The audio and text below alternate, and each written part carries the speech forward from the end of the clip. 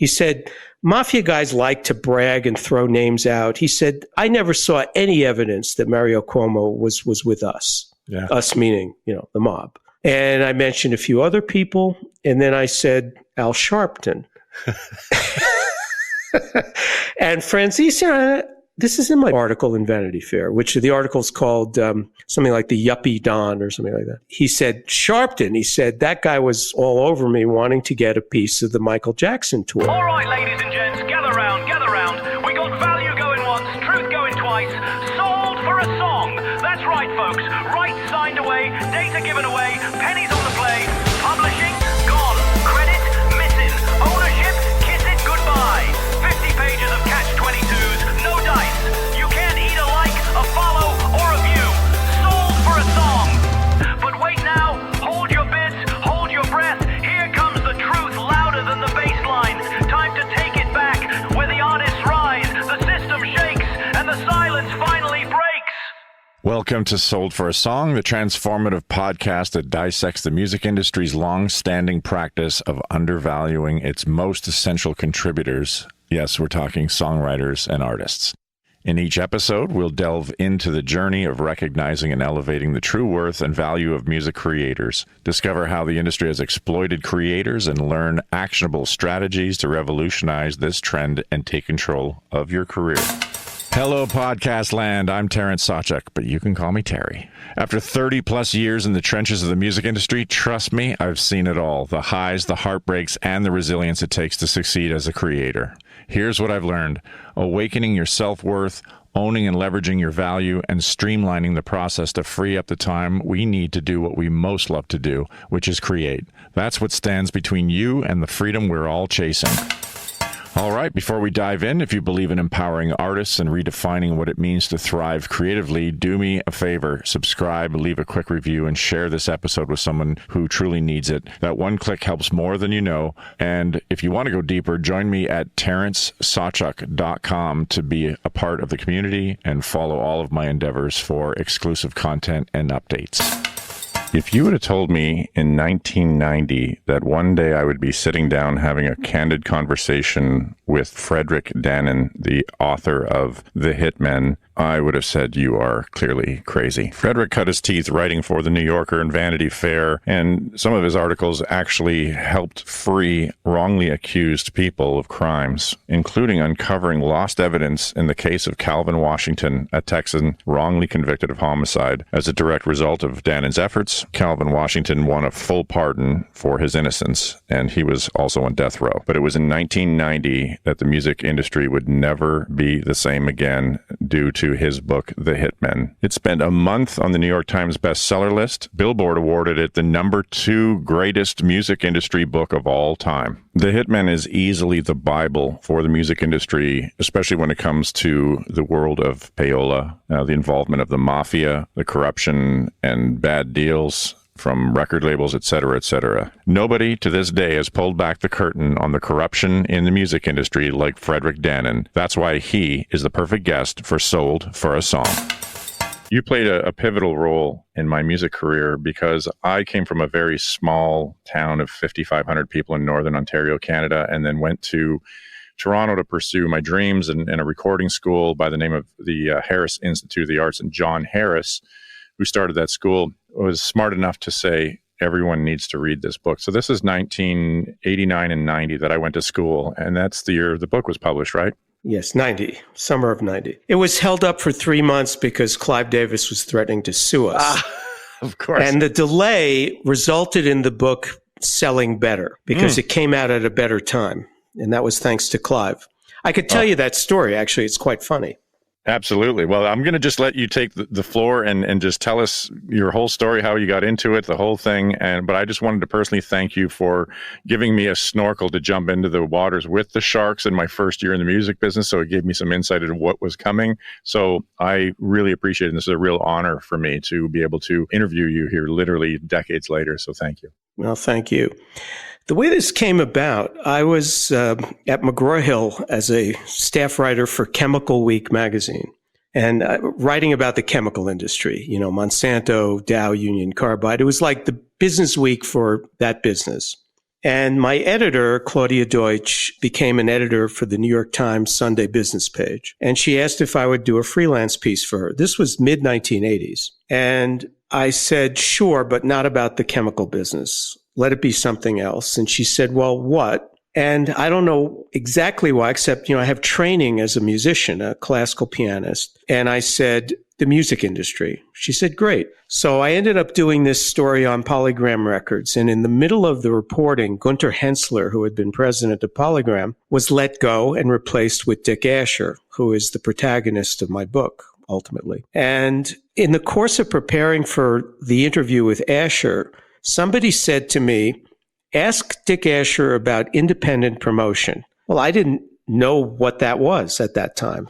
But when I asked him, I noticed that he blanched. I mean, the question took him aback, so I knew there was something there. The plot thickens. And he gave a rather hestant answer, but my time with him was limited, so I didn't pursue it then and there. But after the article came out, it was published on the front page of the Times Business section. He called me and he said, let's have lunch. So he took me to a Japanese restaurant and he said, now that your article's published, I want to give you a truthful answer to your question.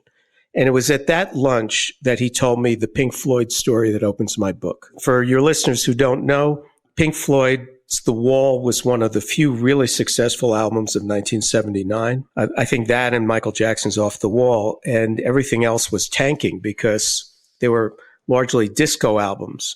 And the disco bubble had burst, and the whole industry was losing money. But The Wall, which is a double album, was selling very well, and without any hit singles needed, because Pink Floyd was one of those rare groups that didn't need top 40 radio at that time to sell records. So they were touring with The Wall, and they were playing in only 4 cities because it was a very elaborate tour. And the first city was Los Angeles. And so Asher, who had just come in from London to become deputy president under President Walter Yetnikov, was looking at the balance sheet, and he saw that we're spending millions of dollars on these independent record promoters. Why are they necessary? When Dick went off to London a few years earlier, they didn't exist. I mean, they did, but they were not expensive like that, and they were different people.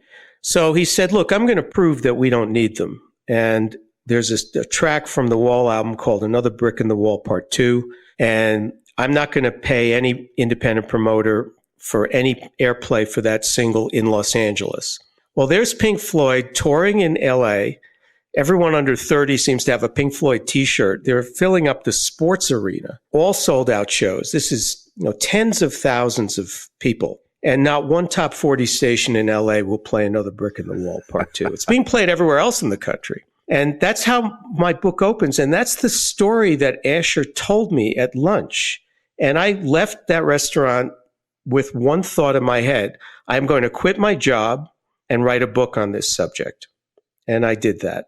Wasn't it right after they left the city of Los Angeles, they started putting money into independent promotion? They started playing on the radio once they left the city? I think that was from the book. Yeah, Asher's experiment acquired Part 2, which was, okay, I'm lifting the ban. And within hours, the stations were playing Another Brick in the Wall. I'll tell you another funny story, though. One of the stations that I cited was KFI. It ceased being a top 40 station not long after that, partly because of these kinds of problems, and it became a talk radio. And the program director had been John Rook, and I had mentioned by name John Rook and that he'd had a close relationship with Joe Isgro, who was one of these independent promoters, one with demonstrated ties to the Gambino crime family. And I can say that without any fear of libel or slander, because it's an established fact, and he did do prison time. So while I was touring with the paperback of Hitmen, I was on KFI doing a live interview. No. Well, 2 people called in, John Rook and Joe Isgro. Come on. And I sparred with them both online. It was quite funny. Way. I have a recording of it. That was the most fun that I ever had on a book tour. Oh, my God. I mean, that was the lesson I learned during our chat offline when I was like, weren't you worried about these people suing you and coming after you? It's like, well, I wasn't saying anything that wasn't public knowledge, so there was nothing to go on. And just that fearlessness and doing your due diligence and knowing your career. And just very few people have the guts to even go in and do that. It could end your career, and you just plowed through like nobody's business. It was a different time, but I will tell you that Leslie Olsner, whom I respect greatly, she was the head of legal at Random House. And we had some very intense sessions over my book because Clive Davis was threatening to sue. And he was being represented by Bob Morvillo, who was a terrific lawyer who had represented Clive in his own criminal case years earlier, and later was the lawyer for Martha Stewart. And I like Bob very much. And I think he was embarrassed to take on this suit. But Clive had gotten a copy of the book manuscript before publication, as had some other people, depicted in the book. That's a whole other story. And we got a letter from Morvillo threatening us. And so I went over these passages with Leslie Olsner. And at first, she was skeptical. She thought there must be something wrong here. And she would say, what's your documentation for this, for this, for this? And we got to one place where Morvillo said, representing Clive, that the story about his first meeting with Bob Dylan was false and defamatory. It was a story in which, Dylan was being told by Clive that he wasn't going to be allowed to sing Talking John Birch Society Blues on the Ed Sullivan Show, which was also CBS, at that time. And he said, this is bullshit, and stalked out of the office. So that was in my book. So Leslie said, what's your source on that? I said, Leslie, my source is Clive's autobiography. And I showed her the page. And from that moment, her whole demeanor changed. She looked at me and said, so this guy's a nutcase. I said, yeah. Oh, my God. So in the end, and this is absolutely a fact, after months of this wrangling, I made one change, and it was Clive Davis's age when he joined the law firm that he was at before he joined CBS Records, Colin something. I don't remember the law firm's name now. I misstated his age by 1 year, and that was the only change I made after all this. Oh, my God. And yes, and because of that, of the delay, two things happened. One is the book came out and Walter Yetnikov was fired almost immediately after. And Newsweek or Time, I think it was Newsweek, did a story crediting my book with his downfall. In fact, that wasn't the reason. It was because of John Landau and Bruce Springsteen that they had made a public statement that they no longer had a good relationship with Yetnikov. And this was something that John did on his own. I have tremendous respect for John Landau. But I got the credit for it. And then at the same time, I was on Joan Rivers' program promoting the book. And it was during Operation Desert Storm, or the operation in Iraq under George H.W. Bush. And her show was shown in some places and preempted in others. So they ran it twice. It was very fortunate timing. So I got those two tremendous boosts. And the next phone call I got was from the publicity head at Random House saying, your book's going to be on the New York Times bestseller list next week. Yeah. Thank you, Clive. Thank you, Clive. Oh, my God. Yeah. First of all, I want our listeners to go out and get this book, The Hitmen. If you're in the music industry, it will change your life. I mean, it's still very pertinent today because, you've got streaming. I don't want to get it off track too much right now, but with streaming, there's arguably a payola in there as well. But don't worry about that. Maybe give our listeners a little bit more of a window into what exactly the network was. You've got Morris Levy, who's attached to the mob. Like, what was that whole culture that nobody knew was going on, including artists or fans or anything at that time? Well, let's give a little historic perspective first. In the early 1960s, the Attorney General's office, the Manhattan Attorney General's office, brought a case against radio station disc jockeys and some other record executives on the issue of payola. And there were congressional hearings on that subject. Dick Clark testified, Alan Freed testified, Joe Smith, the future head of Elektra Records, testified. And as a result of this, Alan Freed's career was destroyed. But payola in that time was very penny ante thing. It was, what they called the $50 handshake.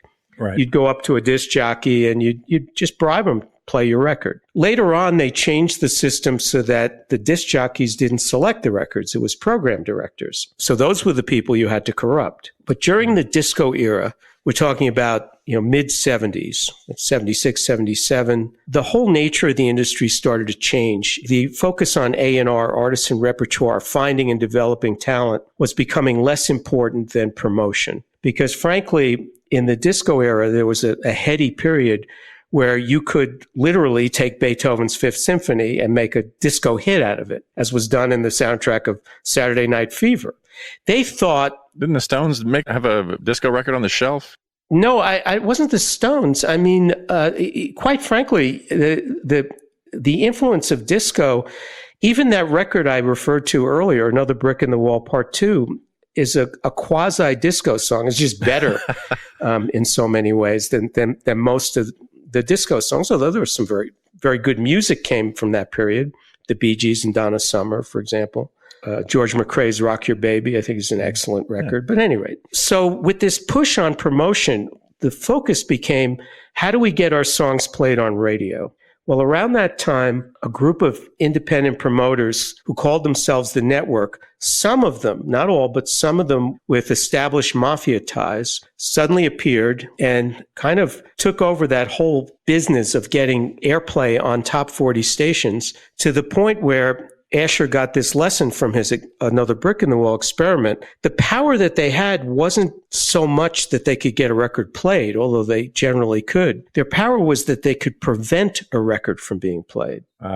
So it became kind of an extortion scheme. And it was something the industry created out of its own greed. So by the late 70s, the record companies were paying tens of millions of dollars at a time when profits were plummeting because the music wasn't very good and they were laying off people. But at the same time, they had this huge line item for independent promotion.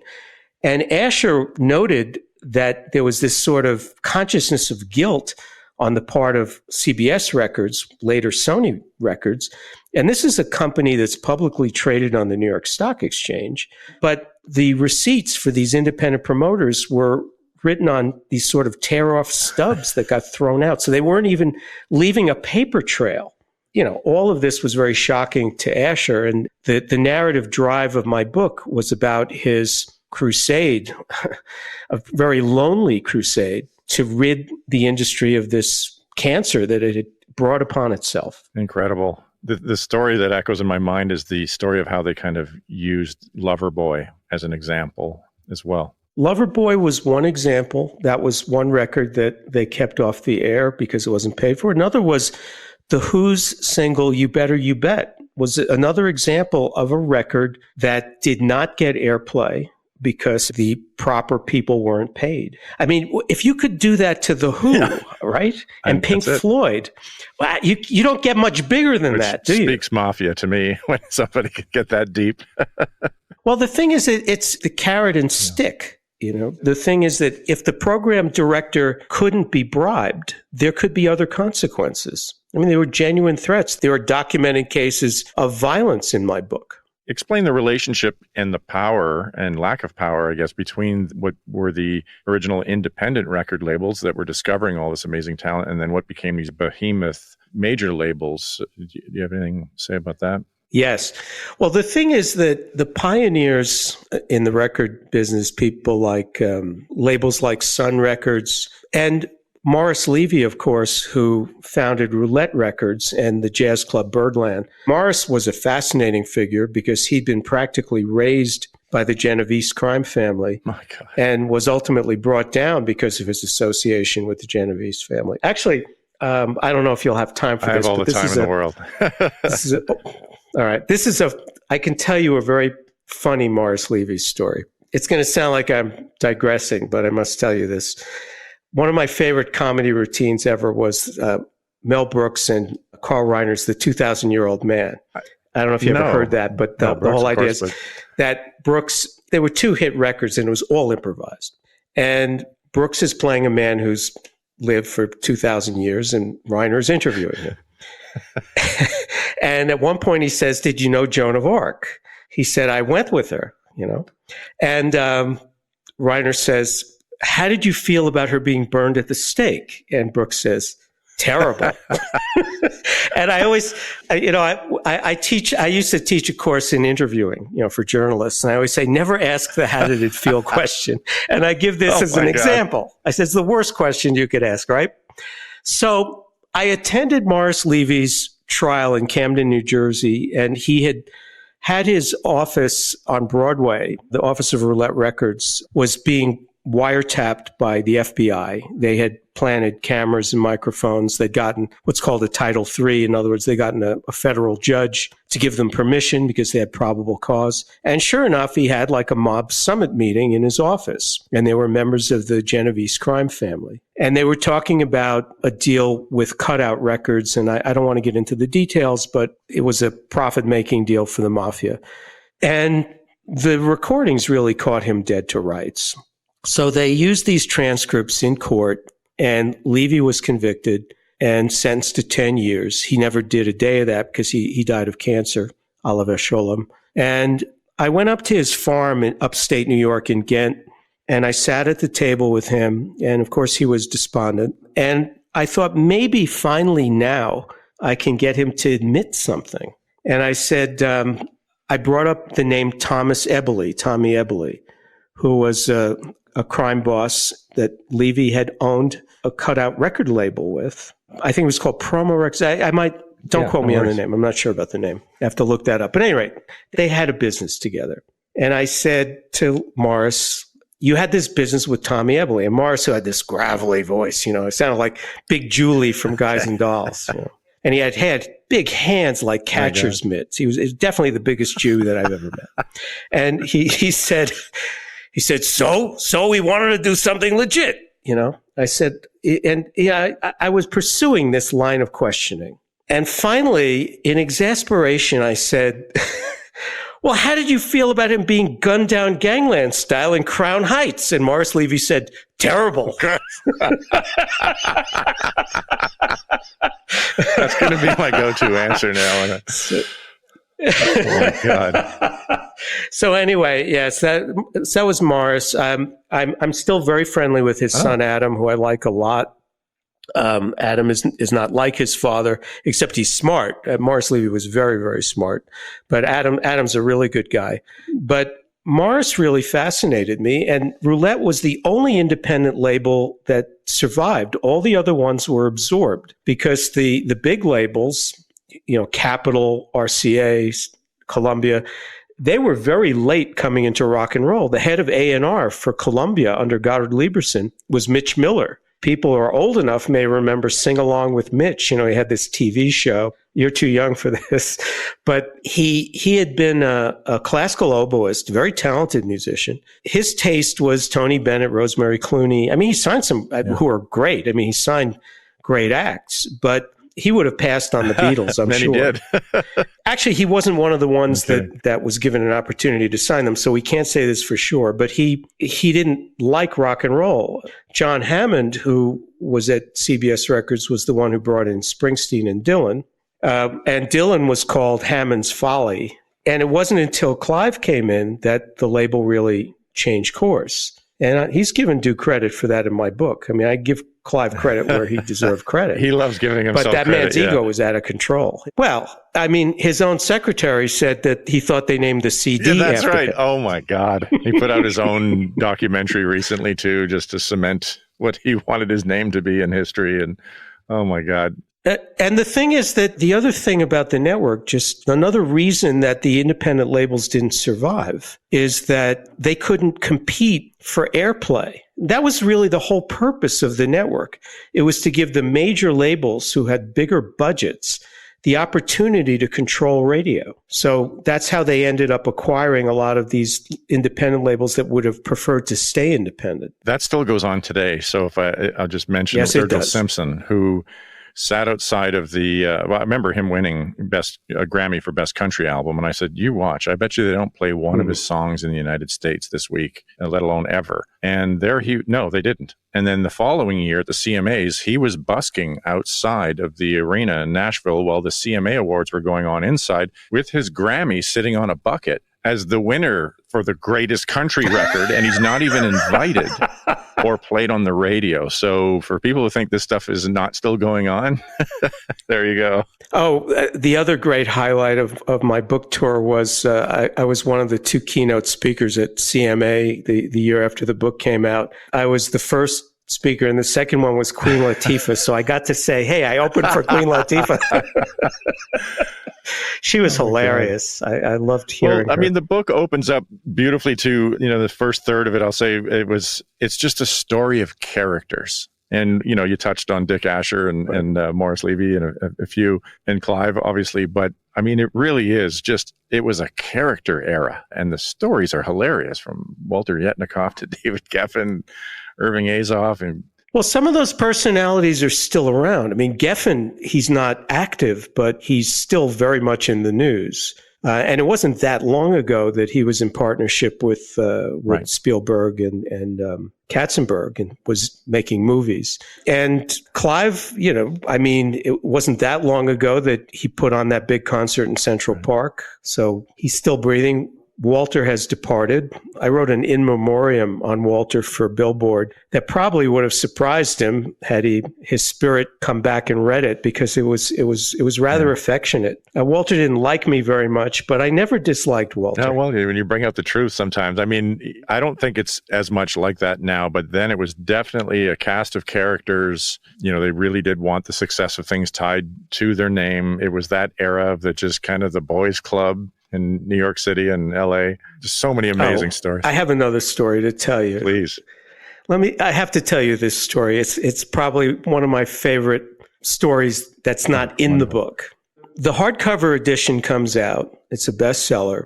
And there was an entire chapter on Alan Grubman, formerly known as Alan Grubman, until he made his first million, then he became Grubman. And he was the most powerful, successful lawyer in the business. He represented, his roster was tremendous, included Springsteen and Madonna and Billy Joel and, on and on and on. And John Branca was a Los Angeles-based lawyer.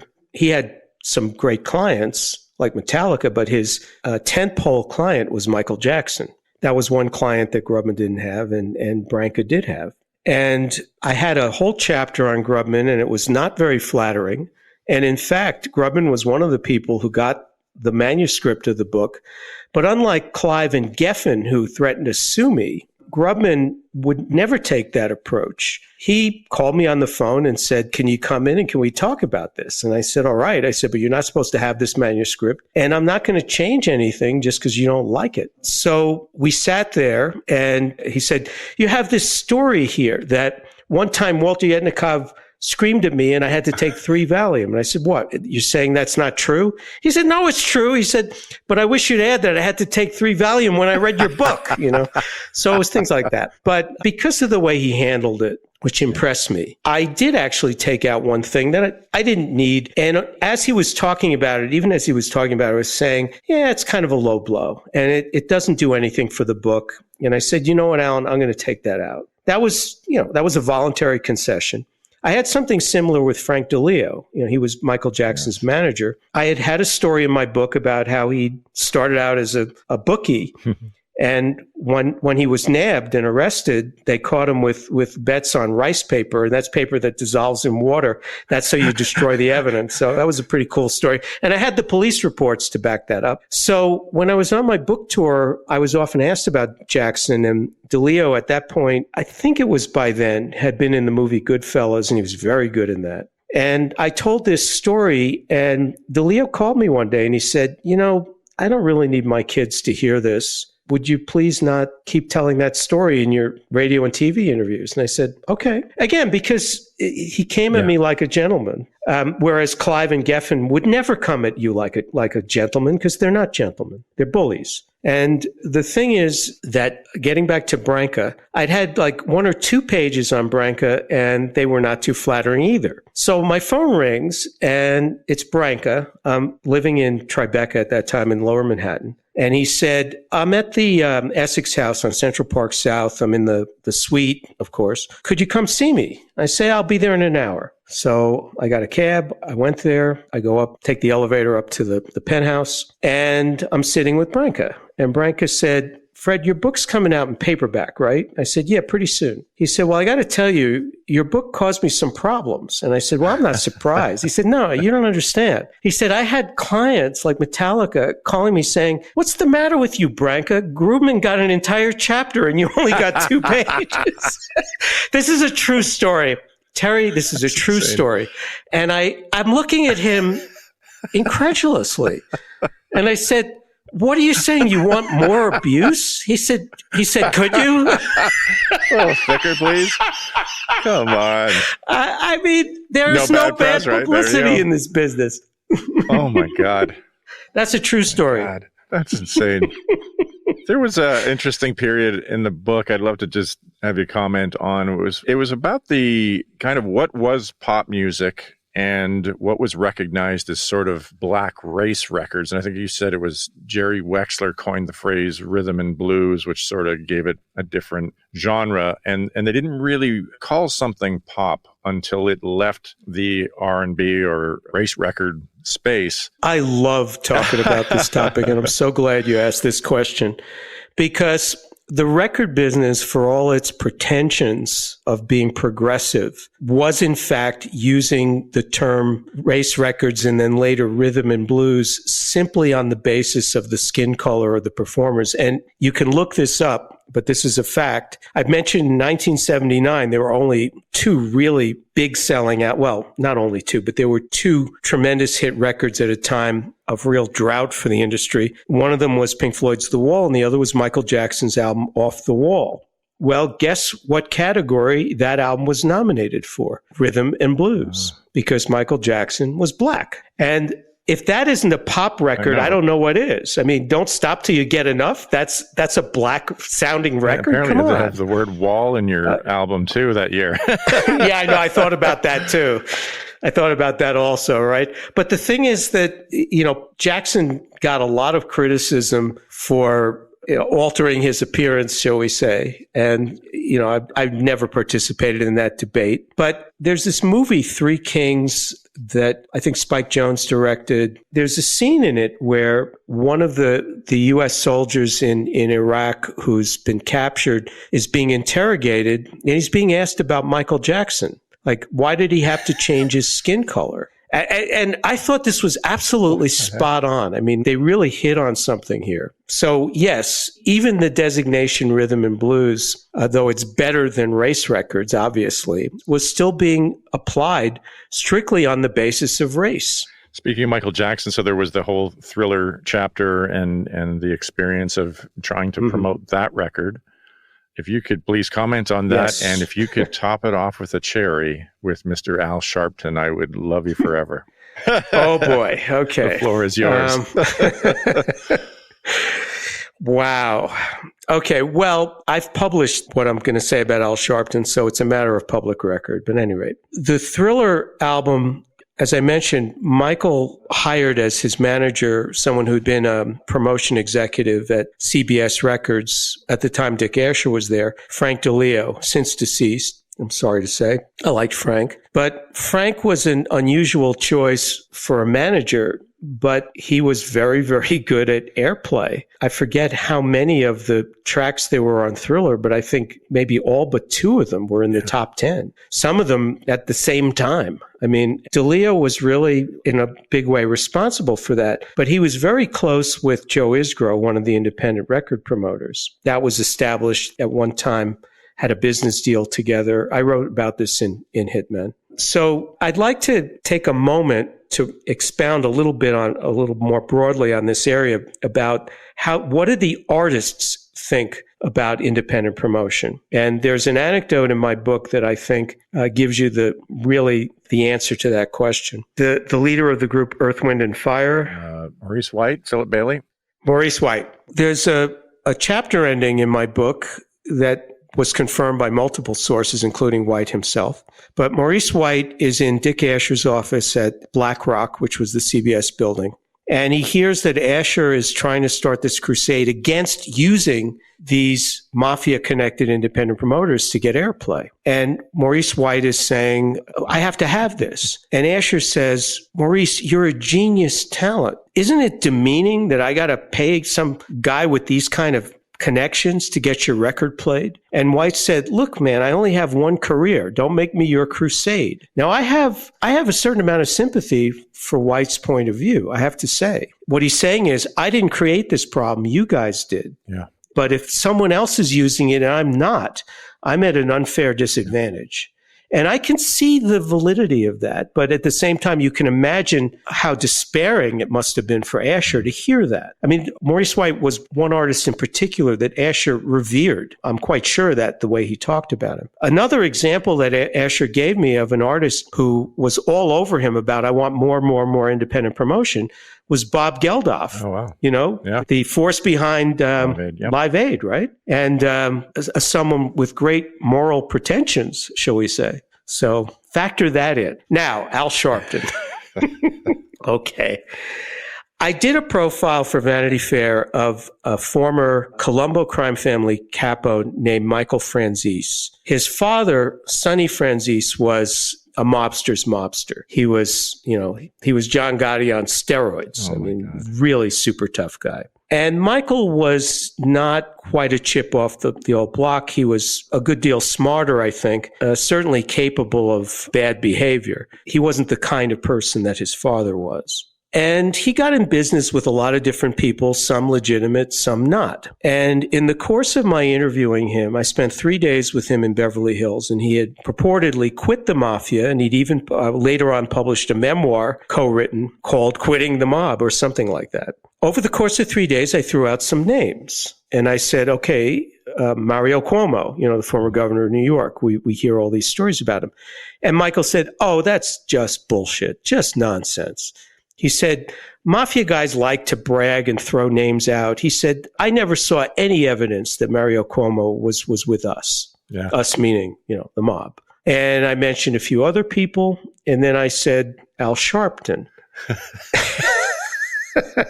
And Franzese, this is in my article in Vanity Fair, which the article's called something like the Yuppie Don or something like that. He said, Sharpton, he said, that guy was all over me wanting to get a piece of the Michael Jackson tour. He said, now Norby Walters, who was the white promoter for that tour, was definitely tied in with the mafia and later on became a witness in a trial and all that. And that's documented. But he was a white guy. According to Franzese, Sharpton saw an opportunity that he was going to get a piece of this tour. And Franzese gave me the details of that. And I'd rather than rely on my memory, because this goes back to the early 90s when I did this article, I'd rather just have people look up the article online. But I did call Sharpton. I asked him about this incident. And I quoted him in the article, and he didn't exactly deny it. So extortion in some way to get a cut of the live income from that tour. Yes. And the funny thing about Sharpton in his later incarnation as a cable television host and et cetera, and a factor in the Democratic Party, I always found him brilliant, articulate, very funny, somebody I would definitely like to have a beer with. But there are just things in his background that I felt should have disqualified him from being a political player. That and the Tawana Brawley case. Yeah. I don't know if you remember that. That was a woman who falsely accused a police officer of abducting and raping her. Her story was thoroughly discredited. And Sharpton was pushing that story and putting out the guy's name. This was at a time period before there was such a thing as doxing. The cop's name, as I recall, was Stephen Pagonis. And he never to this day has apologized for that. And you'd hear these, you'd see these stories on MSNBC about false accusations. And I thought, well, you got somebody who's one of your TV hosts who's guilty of that same thing. These sorts of things really do bother me. I could go on a bit more about things that bother me that have to do with censorship. I asked you a question offline. It was, are you obsessed with justice? And I mean, your history shows it, and you're obviously extremely good at it. The reason I'm living in Mexico is because of that, because I got an innocent guy out of prison in Texas with DNA. Some senile judge in Waco hit me with a subpoena for my testimony in a civil case that really had nothing to do with me, because I was working on another case of a wrongly incarcerated man, and I was trying to do DNA testing for him. And they wanted to compel me to reveal under oath where the biological evidence was so they could destroy it. So I came to Mexico because they had no jurisdiction here, and I did not want to be served with this subpoena. First, I was hiding out in the house of my colleague Lawrence Wright of The New Yorker. I was a staff writer at The New Yorker when Larry was. Larry went on to win the Pulitzer for The Looming Tower. It's an amazing book. And then I went from Austin to San Miguel de Allende, which is where I live. And I ended up moving here and living here, and married a Mexican woman, and I love my life here. But I came originally just so that I couldn't be served with this subpoena because they had no jurisdiction here. And if I had been served and I didn't show up for the depot, there would have been an arrest warrant for me. I wanted to avoid that. But the thing is that I'm very much interested in justice. And it does bother me when I hear talk about banned books on MSNBC, for example, that they don't mention the fact that there's also banning going on from the left. Jeanette Walls wrote this book, American Dirt, about a Mexican migrant worker. I actually haven't read it yet. I'm told it's quite good, but that isn't the point. The point is she had to cancel her book tour because she started getting threats because she's not Mexican. Well, I'm not yet. I'm applying for dual citizenship, and I'm pretty sure I'll get it. I've lived here a long time. But that's neither here nor there. Bertolt Brecht had never been to Chicago, but he still wrote St. Joan of the Stockyards. He's perfectly entitled to. You're a creative artist. You can write about anything you want. You don't like it, don't read it. Yeah. Right? Today, William Styron would not be able to publish the Confessions of Nat Turner. I'm quite sure of that. I mean, maybe some independent press would have put it out. And that's one of the greatest novels of the last century. So if we want to talk about censorship, let's be fair about the topic and look at where it's coming from. It's coming from both sides. Absolutely. I'd like to touch on a couple of other topics of your writings. We'll say back in the Vanity Fair and the New Yorker years was the article on the Chinese gang that turned into a movie with Martin Scorsese. A very bad movie. Yeah, but sorry to say. Scorsese did not direct the movie. He exec produced it, or he was one of the producers. And in my view, it was out of a sense of obligation because Andrew Lau, who was putatively the director, and I say putatively because he didn't speak English and the movie was largely in English, but he had directed, I think written and directed, a terrific Hong Kong film that was the basis of Martin Scorsese's The Departed. And The Departed was the first time that Scorsese won an Oscar, finally. Okay. I mean, it's astounding that he didn't win it for Taxi Driver or Goodfellas. But then again, Bernard Herrmann, who wrote his first score was Citizen Kane and his last was Taxi Driver, he won exactly one Oscar for The Devil and Daniel Webster, I think is the better known title. It went by both titles. And Spielberg, he didn't win until Schindler's List or something? Well, yeah, but at least he won. Hitchcock never won for Best Director. Stanley Kubrick never won for Best Director. But, you know, if we could do a whole program just on bad Academy Award calls. I mean, the Grammy Awards alone is just a best friends club. It's not, it's a tangled mess, but it. All right. But I mean, for the Oscar for Best Song to go to the karaoke and Night and Day loses. I mean, you know, Best Picture, How Green Was My Valley, Citizen Kane loses. I mean, it's just, they just tend to get it wrong, don't they? But you uncovered something in that article about how the Chinese mob is tied to everything there. Can you talk about that a little? Well, the article that was turned into the movie was called Revenge of the Green Dragons, and it was about a youth gang in Queens, New York, and their Dai Lo, their big brother, who was in the drug business, was almost killed in a hit and left and went back to Shenzhen in China, and leaving as the Dai Lo a 20-year-old. It became like Lord of the Flies. I mean, this was an organized gang with a hierarchy, and their businesses were extortion and other things. But mainly it was they would go to Chinese restaurants and establishments and demand money from them or else. You know, and the story opens up with one restaurant that wouldn't pay them, and they came in and they shot and killed the owner, and in the process they shot and killed a customer who was white. This greatly upset the Dai Lo, not because they were all innocent who were shot, but that an innocent white guy had been hit, but he thought that's going to bring more heat on us than killing a Chinese guy. Anyway, that story was very cinematic because it was like Lord of the Flies meets Romeo and Juliet, because at the heart of it was a love story between an upwardly mobile, actually Vietnamese Chinese, Viet Chinh as they call it, not a term I made up. Living in the Boston area later on, but in Queens at that time, or New York at that time, very bright, very successful at a young age. But he had the bad fortune to fall in love with a gang girl, a member of the Green Dragons gang. And the two of them were abducted and shot and killed. So when the article came out, there was immediate film interest from a lot of people. One of them was Oliver Stone, who I flatly turned down, not being much of a fan, but at any rate. Then some years later, after I'd moved to Mexico, I got a call from a producer. He gave me a good line of self-promotion, and I said, well, if you're really serious about this, come to San Miguel. Let's spend a couple of days together, and we'll talk about it. And he won my trust, and I gave him the rights, and nothing really good happened after that. So I've actually never seen the movie all the way through. I gave up on it. I did not go to the premiere. I mean, back to the Hitmen, what changed after you wrote the book? Like any perspective that you had, or something that you didn't, that was just shocking that you kind of find out after the book is written? And why is there not a movie? Why did you not make a movie on the Hitmen?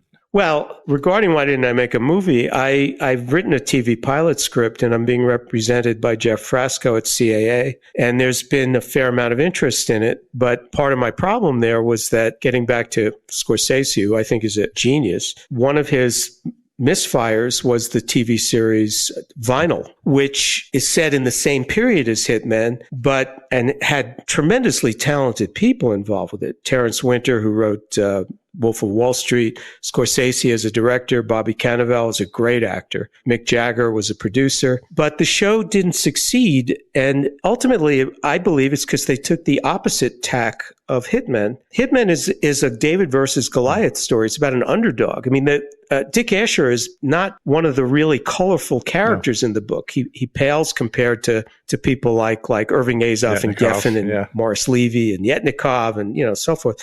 But he was someone you could root for because he was fighting the good fight. Vinyl is about an independent record label chief named Ricky Finestra, who's a coke addict. Watching a TV series about a coke addict is like living with an addict. I mean, it's exhausting.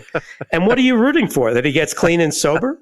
When I wrote my pilot script for Hitmen, I wrote it true to the book, immodestly. I think it's a much better series. Frasco is very high on it. He's a terrific agent, and he's trying to get it made. Now, in the meantime, I'm working on some other things, but I would love to see a TV series based on Hitmen, especially if they could use my pilot script. Absolutely. So many films on music they're too safe, I find. But there was another part to your question, and I forgot. The first part of it was what sort of surprised or shocked you since writing the book? Oh, yes, right. Okay. So after the book came out, and I was on the staff of The New Yorker, I was writing a profile of Jerry Shargell, who was a criminal defense attorney in New York, who handled a lot of mafia cases. And one of the people I interviewed, who was then in private practice, was a former prosecutor in the Manhattan DA's office named Elliot Spitzer. Oh, yes. And Elliot and I are sitting at an outdoor restaurant table. He sits down. First thing he said was, I read Hitmen and I found it very absorbing. And I want to ask you, is this kind of stuff still going on? And this is a couple of years after the book's published. And I said, I think you can take that to the bank that it's still going on. Well, next thing you know, he becomes New York State Attorney General, and he brings a case for which he got, fines and a consent decree on the reemergence of payola scheme. Then he becomes governor, and things didn't go so well for him after that. So a book you wrote now turned into somebody turning the law around and actually shutting down payola from a book you wrote. Yeah, I would say that I think it was pretty clear to me that I put the idea in his head that as Attorney General, he should investigate this. Yeah. No kidding. I always say songwriters, you think you're just writing a song, and then you see how that changes society or people or someone's lives. You think you're just writing a book. You think you're just trying to cover a topic, and we don't see the scope of it sometimes in the midst of it. And that's brilliant. The fact that today I still believe it's going on. No, I know it's going on in different fashions. So you've got playlists, you've got editorial playlists, you've got record companies who are shareholders in the company that has the editorial playlists. So. Oh, yeah. Well, Alan Freed was inducted into the Rock and Roll Hall of Fame, even though he put his name on Chuck Berry's Maybelline, which he didn't write. But, nice customs curtsy to great kings, as Shakespeare said. I think songwriting is one of the greatest art forms in human history. I really agree. do.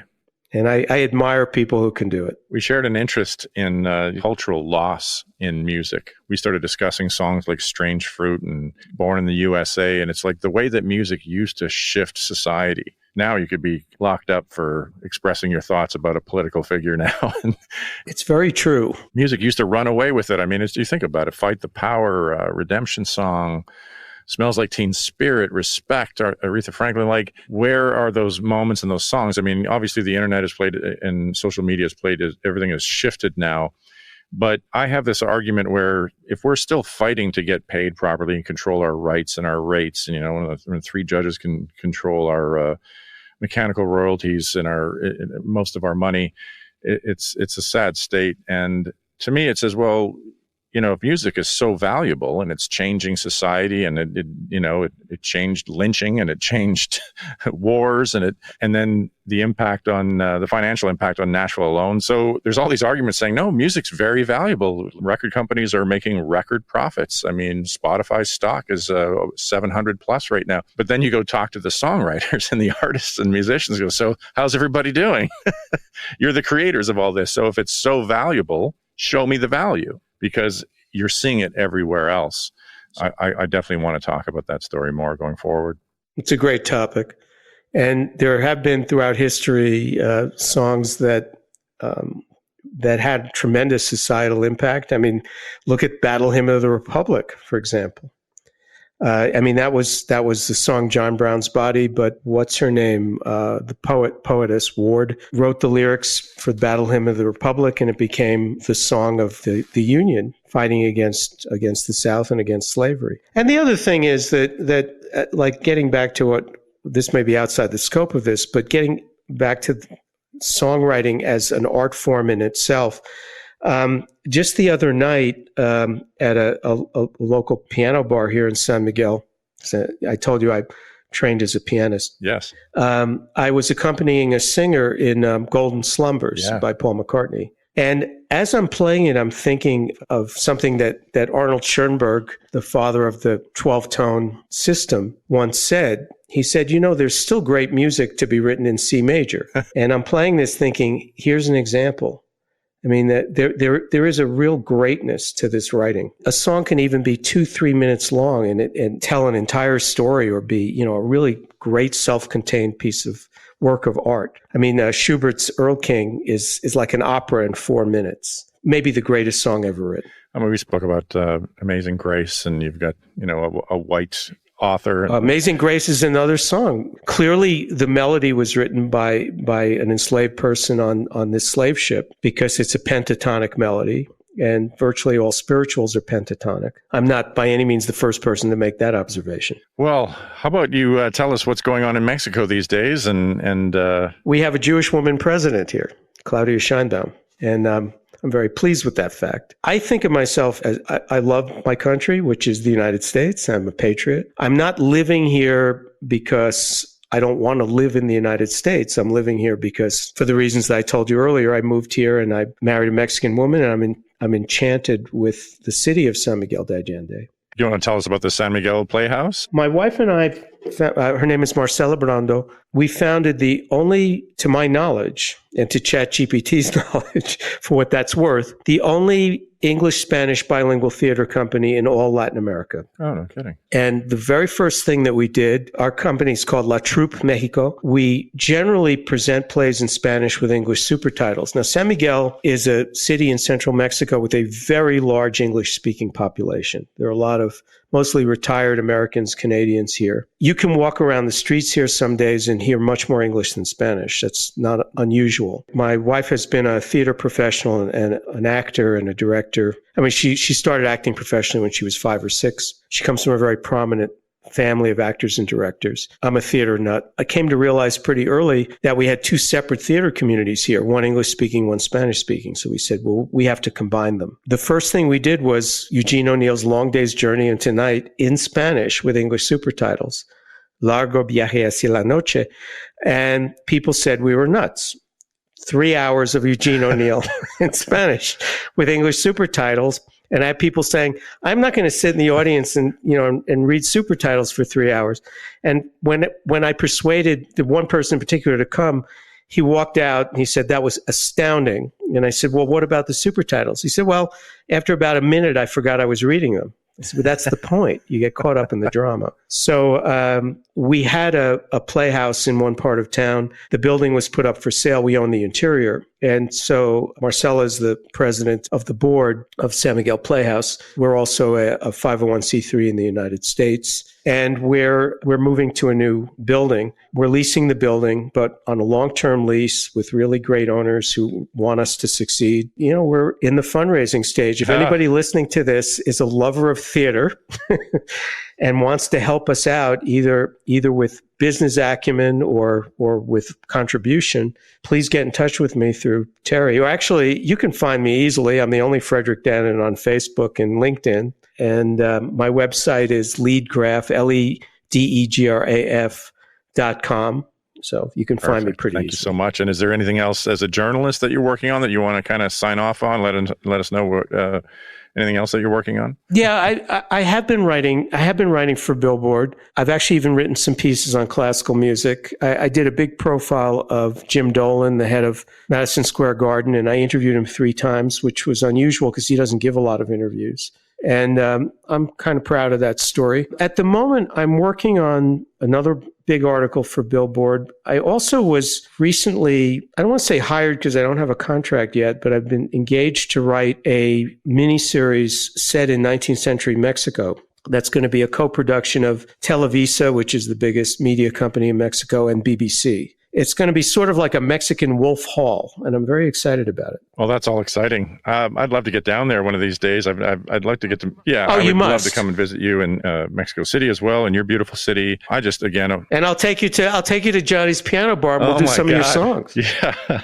Well, 3 chords and some lies. Oh, truth. I meant truth. Sorry. No, 3 chords and the truth. Come on, Terry. Well, I really appreciate the time. I can tell you're a truth teller from this hour of conversation. Well, I'm telling you, you help me because when you're new to interviewing and new to podcasting, it's it can be a little intimidating to go and interview a investigative journalist who's brought down the mafia and the payola in ways. So it's been a real eye-opening experience for me, and I really appreciate it. And yeah, thank you so much for taking the time. It's been great fun. And you asked very good questions. Oh, thank you, sir. If today's episode lit a fire in you, don't let it fade. Subscribe to Soul for a Song, leave a review, and be the spark that helps others discover their own worth. And if you're ready to go deeper, my upcoming book and Artist Accelerator course are all waiting for you inside my private portal. Visit TerranceSawchuk.com. Let's build this movement together.